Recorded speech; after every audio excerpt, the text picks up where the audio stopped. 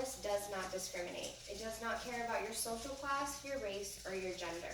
1 in 5 people suffer with mental illness. That means 1 in 5 people in this class may have at some point in their lives experienced a mental health issue. I know that I am one of those 5, and I have worked to help open the lines of communication around mental illness. I have struggled with the negative stigma, and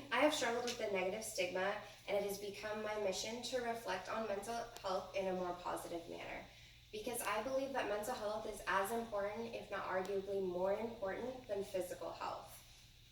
My name is Marissa Young, and I have been in this work field for 8 years.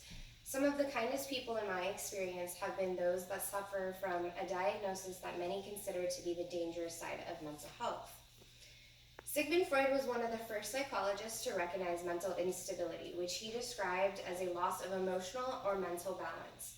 Merriam-Webster defines mental illness as a broad range of medical conditions marked primarily by sufficient disorganization in thinking, mind, or emotion that impairs normal psychological functioning and causes distress, and is typically associated with a disruption in mental thinking.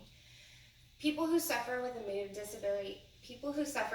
disorder may struggle getting through the day with their constantly changing moods and emotions. Those suffering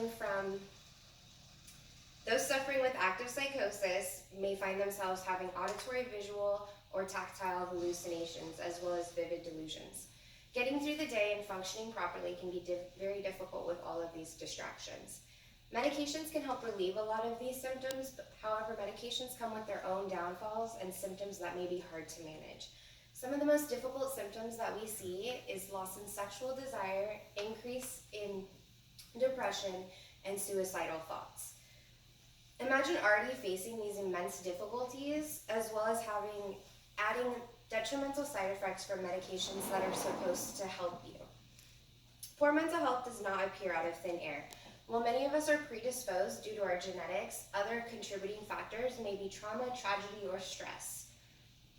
Mental, emotional, and physical abuse directly correlate with mental, emotional, and physical abuse often directly correlate with mental health, especially when experienced in early childhood. Tragedy can include, but is not limited to, loss of a family member, divorce, loss of a job, or purpose in life.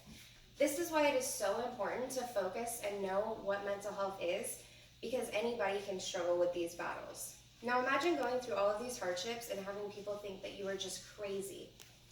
Knowing that anyone's mental health can decline at any point in their lives, why does society hold such a negative view on mental illness? Philip Yanos called this stigma a global phenomenon, as many people associated psychosis with violence. In his research, he found that 70% of Americans believe those diagnosed with schizophrenia were violent individuals, a concept that is completely untrue.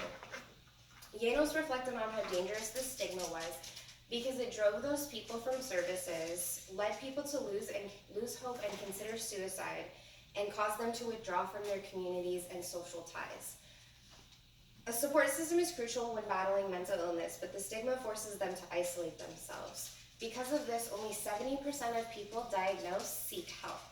With an understanding of stigma and how it affects individual suffering, we need to start talking about what we can do as a society to end that stigma. The best way that we can fight this is by changing the narrative and to view a lapse in mental health as a normal part of the human condition. It is important that people understand mental illness does not make you less of a person. Looking back to the 80s, Rosalind Carter also believed that it was really important to start this conversation. She believed that people should not feel shame or have fear when disclosing their mental illness. By letting people know that anyone could suffer from mental health and drawing attention to it, she believed that we could end that stigma. Other countries are even putting forth efforts, such as the United Kingdom and their Time to Change program, which has yielded incredible results, as well as educating the public on mental health awareness. So now we know what mental health is. We know how harmful the stigma can be, and we know what we need to do to fight it. Now is the time to get our feet on the ground and start moving. Starting small is okay. Reaching out to a family member that you know struggles from depression could be the first step. Opening the conversations with individuals who suffer from mental instability, no matter how uncomfortable it may be for you, could provide some valuable insight, as well as give that person the support that they so desperately need. With today's pandemic, we are likely to see a lot more cases of mental illness coming to light.